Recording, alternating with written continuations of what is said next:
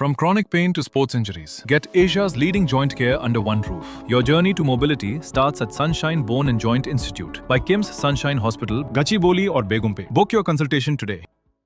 అసలు ఇక్కడ జరిగినటువంటి హత్యను కనుక మనం చూస్తే ఇంత పాశవికంగా ఆ హత్య చేయడం వెనక కారణాలు ఏంటనేది అర్థం కానటువంటి పరిస్థితి కనిపిస్తుంది. ముఖ్యంగా ఆ నేవీలో పనిచేస్తున్నటువంటి వ్యక్తులు చాలా డిసిప్లైన్డ్గా ఉంటారు. ఒకవేళ ఇద్దరి మధ్యన ఘర్షణ జరిగితే హత్య చేస్తున్నటువంటి వ్యక్తి శవాన్ని మాయం చేయడం కోసమే మొత్తం మొక్కలుగా నరికేసారని తెలుస్తుంది. అయితే అతని మానసిక పరిస్థితి ఏంటి అనేది అర్థం కానటువంటి పరిస్థితి అయితే ఉంది. ముఖ్యంగా మనము ఇంటి ముందే ఉన్న ఈ కనిపిస్తున్నటువంటి అపార్ట్మెంట్లో ఉన్నటువంటి ఫస్ట్ ఫ్లోర్లోనే ఈ హత్య జరిగినటువంటిది అయితే ఉంది. రవీంద్ర తన భార్య గత కొంతకాలంగా ఇంట్లోనే ఉంటున్నారు, నివాసం ఉంటున్నారు. భార్యని డెలివరీ కోసం పుట్టింటికి అయితే పంపించినటువంటి పరిస్థితి అయితే కనిపిస్తుంది. ప్రస్తుతం నాతో ఇంటి యజమాని, అంటే ఇంటిని రెంట్కి ఇచ్చినటువంటి యజమాని ఉన్నారు. వారిని ఒకసారి అడుగుదాం, అసలు వాళ్ళు ఎంతకాలం క్రితమో ఇక్కడికి రెంట్కి వచ్చారు ఏంటనేది వాళ్ళని అడిగి తెలుసుకుందాం. అంటే మీరు ఎంతకాలం క్రితం రవీంద్ర ఫ్యామిలీకి ఇంటిని రెంట్కి ఇచ్చారు? అసలు అతన్ని చూడండి. 1 year అవుతుంది. నేను ప్లాట్ కొని కరెక్ట్గా 1 year 2 months అయింది. నేను మార్చి 29నే సేమ్ డేట్కి రెంట్కి ఇచ్చాను. కరెక్ట్గా 1 year అయింది నిన్నటికి. ఈ హత్య జరగ కూడా ఇప్పటికి ఇదే రోజు జరిగింది. మీరు కొన్ని తర్వాత ఇదే ఫస్ట్ అతనికి రెంట్కి ఇవ్వడం. అతను ఫస్ట్ రెంట్ అతనే, అంటే స్టార్టింగ్ నుంచి ఆయనే మనకి ప్రతి మంత్లే ఫోన్పే చేసేవారు. ఎట్లా ఉండేవాడు అండి అసలు? మీరు అంటే మాట్లాడినప్పుడు కానీ కలిసినప్పుడు కానీ అదే ఎలా ఉండేవాడు? మనిషి ఎట్లా ఉండేవాడు? నెంబర్ 1 రెస్పెక్ట్గా ఉండేవాడు. ఫోన్పే మనకి మంత్లీ కూడా ఫోన్పే చేసి ఏమన్నా అంటే అతను మాట్లాడే విధానం కానీ మానసిక పరిస్థితి కానీ నార్మల్గా ఉండేదా? చూస్తున్నాం కదా, ఓనర్ ఇంచుమించుగా 1 year అవుతుంది. ఆయన చెప్తున్నటువంటి వివరాల ప్రకారం ఇవాళ మార్చి 30 డేట్ అయితే మార్చి 29వ తేదీ 2025లో ఈ ఫ్లాట్ని అయితే వాళ్ళు కొనుగోలు చేసిన తర్వాత మొట్టమొదటిసారిగా రెంట్కి ఇచ్చామని చెప్తున్నారు. అదే రోజు ఇదే ఫ్లాట్లో హత్య జరిగినటువంటి ఘటన వెలుగు చూసినటువంటి పరిస్థితి అయితే ఉంది. పోలీసుల దర్యాప్తు కూడా ప్రస్తుతం అయితే కొనసాగుతున్నటువంటి పరిస్థితి అయితే ఉంది. కానీ విస్తుపోయే నిజాలు ఎన్నో బయటకు వస్తున్నటువంటిది కనిపిస్తుంది. ముఖ్యంగా చూస్తే వీళ్ళకి సంబంధించి ఇక్కడ చాలామంది స్థానికులు కూడా ఉన్నారు. అసలు సార్ వీళ్ళకి సంబంధించి అసలు ఏమన్నా వివరాలు తెలుసా? అసలు ఏంటి? మా మాయగారిది అండి బిల్డింగు. ఇతను 1 year నుంచి ఎక్కడే ఉంటున్నాను, నేవీలో పనిచేస్తున్నారు. మన అలా ఆవిడ డెలివరీకి వెళ్ళిందంట. డెలివరీకి వెళ్ళి యాప్లో బుక్ చేసుకున్నాడు, అమ్మాయిని బుక్ చేసుకుని రప్పించుకొని ఈ కార్యక్రమం ఇలా చేయడం మా వార్డులో కూడాను. నేను టీడీపీ లీడర్ ఇక్కడ మా వార్డులో జరగడం మాకు ఇదే ఫస్ట్ టైం. ఈ చుట్టుపక్కల ఎక్కడ జరగడం అంటే మాకు తెలియదు. ఎక్కడో టీవీలో చూడడం పలానా దగ్గర జరిగిందని తెలియడం, కానీ మా వార్డులోనే మా గాజువాకలో జరగడం ఇది చాలా దారుణమని మేము కూడా బాధపడుతున్నాం. అసలు ముక్కలుగా నరికేసినటువంటి పొజిషన్ అయితే కనిపిస్తుంది. ఇది మనం ఒకసారి లోపలికి కూడా వెళ్ళే ప్రయత్నం అయితే చేద్దాం. ప్రస్తుతం ఇక్కడ పోలీసులు అయితే ఉన్నారు. మరోపక్క అసలు ఆమె వచ్చినటువంటి సమయం ఎలాంటి టైంలో వచ్చింది, ఇంటి లోపలికి అంటే మధ్యాహ్నం సమయంలో వచ్చిందని చెప్తున్నారు. ఇక్కడ ఉన్నటువంటి అపార్ట్మెంట్కి ఉన్నటువంటి సీసీ కెమెరాకి సంబంధించినటువంటి విజువల్స్ అన్నింటినీ కూడా పోలీసులు అయితే తీసుకుని పూర్తి స్థాయిలో వాటన్నింటినీ వాళ్ళు క్యాప్చర్ చేస్తున్నటువంటి పరిస్థితి ఉంది. నేను ఒకసారి ఫస్ట్ ఫ్లోర్కి వెళ్తాను. ఫస్ట్ ఫ్లోర్లో ఇంటికి సంబంధించినటువంటి పొజిషన్ ఎట్లా ఉంది ఏంటనేది కూడా ఒకసారి చూడొచ్చు. అంటే మీకు సంబంధించినటువంటి, అంటే మీరు ఇక్కడ ఉంటారా, మీకు ఏమైనా తెలుసా? నేను వార్డు ప్రెసిడెంట్ అమ్మ, జనసేన పార్టీ. అయితే మా ఇల్లు ఒక 4-5 లైన్లు పక్కన ఉంది. కానీ ఇంత బాధాకరమైన విషయం జరగడం అంటే మా కాలనీలో మా వార్డులో ఇదే ఫస్ట్ టైము. ఇంత క్రూరంగా చంపేయడం అంటే చాలా దారుణంగా బాధపడుతున్నాం. ఎప్పుడన్నా అసలు ఈ చుట్టుపక్కల అతను చూడడం ఇట్లాంటిది ఏమైనా ఉందా? అసలు చూడలేదు. ఆయన వచ్చి 1 year అయిందట. వాళ్ళ మిస్సెస్ ఏమో డెలివరీకి వెళ్ళారట. లేడీస్ కూడా పక్క వాళ్ళు కూడా ఎప్పుడు అమ్మాయి రావడం అది చూడలేదని చెప్తున్నారు. అందరిని ఎంక్వైరీ చేశాను, చూడలేదని చెప్తున్నారు. మరి తను ఎప్పుడు వచ్చిందో కూడా తెలియదట. మరి ఇంత దారుణంగా చంపాడు కనుక తనని ఎలాగైనా శిక్షించాలని కోరుకుంటున్నాం. ఒకసారి ఆ ఇంటికి సంబంధించి కూడా ఇంటికి పరిస్థితి ఎట్లా ఉందనేది ఏంటనేది నేను చూపించే ప్రయత్నం అయితే చేస్తాను ఒకసారి. ఎందుకంటే ముఖ్యంగా చూస్తే ఇంటి లోపల పరిస్థితి ఇప్పటికే పోలీసులు అయితే మొత్తం లాక్ చేసినటువంటిది అయితే ఉంది. ఆ ఇంటి లోపల పొజిషన్ ఎట్లా ఉంది ఏంటనేది కూడా మనమైతే చూడొచ్చు. ముఖ్యంగా చూస్తే పోలీసులు తమ ఆధీనంలోకి తీసుకున్నటువంటి పరిస్థితి అయితే కనిపిస్తుంది. ఈ కనిపిస్తున్నటువంటి ఈ ఇంట్లో ఉన్నటువంటిదే. ఎందుకంటే లైట్స్ కానీ ఫ్యాన్ కానీ ఏవి ప్రస్తుతం అయితే ఆపినటువంటిది అయితే లేదు. ఇంటి లోపల మనమైతే ఒకసారి విజువల్స్ని కూడా చూడొచ్చు. ఎందుకంటే భయానికి గురైనటువంటి వ్యక్తి ఇంటి తలుపులు కూడా వేయకుండా మొత్తం గేటుకి సంబంధించినటువంటి వాటి మాత్రమే అతను ఆ తాళం అంటే పోలీసులు తాళం వేసినటువంటి పరిస్థితి కనిపిస్తుంది. లోపల ఉన్నటువంటి ఫ్రిడ్జ్లోనే మనం ఒకసారి ఫ్రిడ్జ్ని కనుక గమనిస్తే ఆ ఫ్రిడ్జ్లోనే శరీరానికి అంటే మౌనికకు సంబంధించినటువంటి శరీర భాగాలన్నింటినీ కూడా ఆ ఫ్రిడ్జ్లోనే అతను ఆ డీ ఫ్రిడ్జ్లో కొన్ని శరీర భాగాల్ని, అదేవిధంగా ఒక గోని సంచిలో కొన్ని శరీర భాగాల్ని పక్కన పెట్టినటువంటి పరిస్థితి అయితే కనిపిస్తుంది.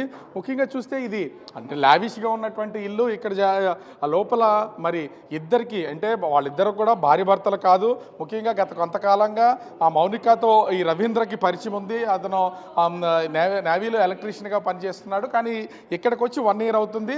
1 year అంటే నిన్నటికి 1 year. అయితే తన భార్య గర్భవతి కావడంతో పుట్టింటికి ఆమె డెలివరీ కోసం వెళ్ళినటువంటి పరిస్థితి అయితే ఉంది.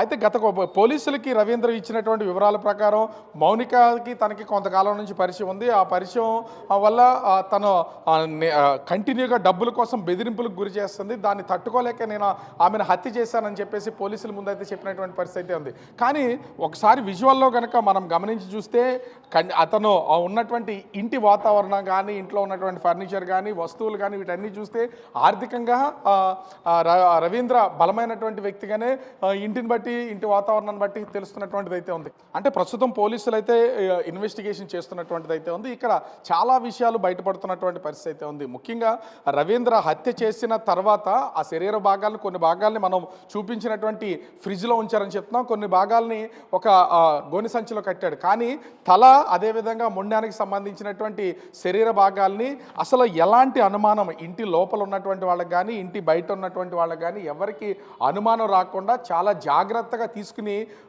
పెందుర్తి సమీపంలో ఉన్నటువంటి దారపాలెం అనే ప్లేస్లో దహనం చేసేసినటువంటిది అయితే ఉంది. అంటే అక్కడికి శరీర భాగాలు తీసుకెళ్ళిపోయి మొత్తం అంతా కూడా కాల్చేసి తిరిగి మళ్ళీ మిగిలినటువంటి శరీర భాగాలను కూడా తీసుకువెళ్ళడానికి అయితే వచ్చాడు. వచ్చినటువంటి సమయంలో తనకి ఒక భయాందోళన అయితే ఏర్పడింది. తర్వాత ఏం జరుగుతుందో ఏంటో సీసీ కెమెరాలు కానీ ఆమె వస్తున్నటువంటి కానీ వీటన్నిటి ద్వారా ఈ విషయం బయటపడితే తనకి ఇబ్బంది అవుతుందని తన స్నేహితుడికి అయితే కాల్ చేశాడు రవీంద్ర. స్నేహితుడికి కాల్ చేసినటువంటి వెంటనే నా పరిస్థితి బాగాలేదు, నేను ఒక అమ్మాయిని హత్య చేశాను, ఆమెకి శరీర భాగాలను ఇలా తగలబెట్టాను, కొన్నింటిని ఫ్రిడ్జ్లో పెట్టానని చెప్పినటువంటి వెంటనే తన ఆత్మహత్య చేసుకోవాలని తన స్నేహితుడు కూడా చెప్పినట్లుగా తెలుస్తుంది. కానీ రవీంద్రను సముదాయించినటువంటి అతని స్నేహితుడు రవీంద్ర తల్లిదండ్రులకి సమాచారం అందించినటువంటి నేపథ్యం అయితే ఉంది. ఇంతలోనే రవీంద్ర తల్లిదండ్రులు పోలీసులకి లొంగిపోమని సలహా ఇచ్చినటువంటిది అయితే ఉందనేది మనకు అందుతున్నటువంటి ఒక ప్రాథమికమైనటువంటి సమాచారం. ఎందుకంటే ముఖ్యంగా చూస్తే ఆ నేవీలో పనిచేస్తున్నటువంటి ఏ అధికారి అయినా సరే, అంటే కింది స్థాయి ఉద్యోగి దగ్గర నుంచి ఉన్నత స్థాయి ఉద్యోగం వరకు కూడా చాలా డిసిప్లిన్గా ఉంటారు. కానీ ఇంతలాగా మౌనికను హత్య చేయడం వెనక కారణాలు ఏంటనేది తెలియదు. ఆర్థికపరమైనటువంటి ఇబ్బందులు ఏంటనేది కూడా అర్థం కానటువంటి పరిస్థితి. ఇప్పటివరకు మౌనికి సంబంధించినటువంటి కుటుంబ సభ్యులు కానీ, ఇతర వ్యక్తులు కానీ ఏ ఒక్కరు కూడా వచ్చినటువంటి పరిస్థితి అయితే లేదు. ఆ శరీర భాగాలను కలెక్ట్ చేసుకున్నటువంటి పోలీసులు కేజీహెచ్కి అయితే తరలించినటువంటి పరిస్థితి అయితే ఉంది. ఆమె కుటుంబ సభ్యులు వస్తేనే కానీ ఈ విషయానికి సంబంధించి బయటపడే అవకాశం అయితే లేదు. అంటే రవీంద్ర ముఖ్యంగా చూస్తే నేవీలో ఎలక్ట్రీషియన్గా పనిచేస్తున్నారనేది వివరాలు అయితే మనకు అందుతున్నటువంటి పరిస్థితి అయితే కనిపిస్తుంది. అయితే రవీంద్ర కుటుంబ సభ్యులు మొత్తం అందరూ కూడా విజయనగరం జిల్లాలో ఉంటారు. విజయనగరం జిల్లాలో ఉంటున్నటువంటి అతని కుటుంబ సభ్యులు తన తల్లికి, మిగిలినటువంటి వాళ్ళందరికీ సమాచారం ఇచ్చినటువంటి నేపథ్యంలో ప్రస్తుతం వాళ్ళైతే వెంటనే పోలీసులకు లొంగిపోమని సలహా ఇచ్చినటువంటి పరిస్థితి కనిపిస్తుంది. ఇక్కడ స్థానికులు కూడా ఉన్నారు. అసలు వీళ్ళకి సంబంధించి అంటే మీరు ఈ అపార్ట్మెంట్లోనే ఉంటారా, ఎప్పుడన్నా చూడడం కానీ ఏమైనా జరిగింది? తెలియదు సార్, వాళ్ళు అద్దుకున్నారు. ఈ అపార్ట్మెంట్ ఉన్న వాళ్ళు బయటకు ఎవరికి తెలియదు కదా. రాత్రి 1 గంటకి న్యూస్ వచ్చాయి, అందరికి తెలిసిపోయింది. అంతే, అలాగే ఎప్పుడెక్కడ ఇలా జరగలేదు. ఎల్బీ నగర్ ఇది, ఈ వార్డులో ఎప్పుడు 70వ వార్డు మాది, ఎప్పుడూ ఇలా జరగలేదు. అసలు కొట్టుకోవడాలు కూడా ఉండవు ఇక్కడ. ఎందుకంటే ఎప్పుడు పోలీసులు మాకు తిరుగుతారు, నైట్ 1-2 వరకు తిరుగుతూ ఉంటారు మా దగ్గర. అలా మేము ఎప్పుడు ఇచ్చిన అయితే పోలీస్ స్టేషన్కి కంప్లైంట్లు కూడా పెడతాం. అసలు రావడం కానీ సీసీ కెమెరాల్లో రికార్డ్ అవుతూ ఉంటాయి సహజంగా ఇక్కడ అపార్ట్మెంట్కి సంబంధించి. అసలు ఎప్పుడన్నా అంటే భార్య లేదు కాబట్టి వేరే అమ్మాయిని ఎవరన్నా తీసుకురావడం ఇట్లాంటిది ఏమన్నా చూసినటువంటిది ఏమన్నా ఉందా? అసలు లేదు సార్, ఎప్పుడు అది మా ఏరియాలో ఎప్పుడు అలా చూడలేదు. అమ్మాయిలు తేవడం అలా ఎప్పుడు మేము తెలియదు మాకు కూడా.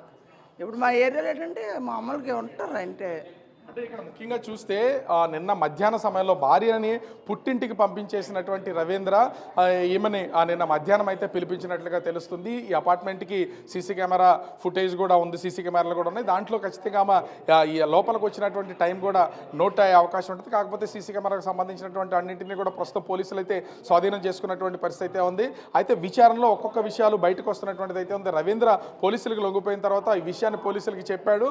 అప్పుడు పోలీసులతో పాటు సంఘటనా స్థలానికి రావడం, ఇక్కడికి వచ్చిన తర్వాత ఫ్రిడ్జ్లో ఉన్నటువంటి శరీర భాగాలను, గోను సంచిలో ఉన్నటువంటి శరీర భాగాలను కూడా పోలీసులకి అయితే చూపించినటువంటి పరిస్థితి అయితే ఉంది. విస్తుపోయినటువంటి పోలీసులు శరీర భాగాలన్నింటినీ కూడా కలెక్ట్ చేసి ప్రస్తుతం మార్చరీకి అయితే పంపించినటువంటి పరిస్థితి అయితే ఉంది. ఇక్కడ ఎలాంటి ఇబ్బంది లేకుండా పోలీసులను కూడా ఆ ఇంటి దగ్గర ప్రస్తుతం అయితే డిపార్ట్మెంట్ వైజ్గా లోపలికి ఎవరు వెళ్లకుండా ఇన్వెస్టిగేషన్ పూర్తయ్యే వరకు కూడా పోలీసుల్ని ఇక్కడే ఉంచినటువంటి పరిస్థితి అయితే కనిపిస్తుంది. ముఖ్యంగా చూస్తే దారపాలెం సమీపంలో తలతో పాటుగా కొన్ని శరీర భాగాలను కూడా దహనం చేశారనే సమాచారం అయితే ప్రస్తుతం ఉంది. ఆ ప్లేస్కి కూడా ప్రస్తుతం అయితే పోలీసులు వెళ్తున్నటువంటి పరిస్థితి కనిపిస్తుంది. అయితే ముఖ్యంగా చూస్తే మౌనిక అక్కయ్యపాలెం అంటే విశాఖ నగరంలో ఉన్నటువంటి అక్కయ్యపాలెంలో వాళ్ళు తల్లిదండ్రులతో పాటు నివాసం ఉంటుందనే ఒక సమాచారం అయితే ఉంది. ఆ కోణంలో కూడా ప్రస్తుతం పోలీసులు అయితే దర్యాప్తు చేస్తున్నటువంటి పరిస్థితి అయితే కనిపిస్తుంది. ఇంత పాశవికంగా కర్కశకంగా ఒక నేవీ ఉద్యోగి ఇలా హత్య చేస్తాడు, ముక్కలుగా నరుకుతాడని బహుశా ఎవరు ఊహించి ఉండకపోవచ్చు. ఎందుకంటే హత్య చేసిన తర్వాత పూర్తి స్థాయి బాడీని ఇక్కడి నుంచి తరలించాలంటే చాలా కష్టంతో కూడుకున్నటువంటి పని. ఖచ్చితంగా దొరికిపోతారు కాబట్టి తను ముక్కలుగా చేసేసినటువంటి పరిస్థితి కనిపిస్తుంది. అయితే ఇంటి లోపల ఏ విధమైనటువంటి రక్తపు మరకలు మనం ఇందాక చూపించినటువంటి పరిస్థితి అయితే ఉందో ఒక్కసారి కనుక ముఖ్యంగా చూస్తే ఆ లోపల కూడా మనం ఒకసారి గమనించి చూస్తే ఆ ఫ్లోర్ కూడా ఎక్కడ ఇంటి లోపల ఉన్నటువంటి ఫ్లోర్ కూడా ఎక్కడ రక్తపు మరక అనేది చిన్నది కూడా లేదు.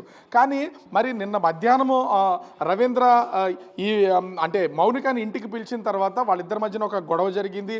ఆ ఘర్షణలోనే హత్య చేశాడు. హత్య చేసిన తర్వాత అతను ముక్కలుగా కట్ చేసి ఉండొచ్చు. అంటే మౌనిక వచ్చిన తర్వాత ఇద్దరి మధ్య జరిగినటువంటి ఘర్షణ విషయంలో కూడా ఖచ్చితంగా ఒక విధంగా చెప్పాలంటే ఎదురు ఫ్లాట్లో ఉంటున్నటువంటి వాళ్ళు, అపార్ట్మెంట్లో ఉంటున్నటువంటి వాళ్ళు ఎవరొకరు గమనించే అవకాశం అయితే ఉంటుంది. కానీ ఏ ఒక్కరికి తెలియలేదు.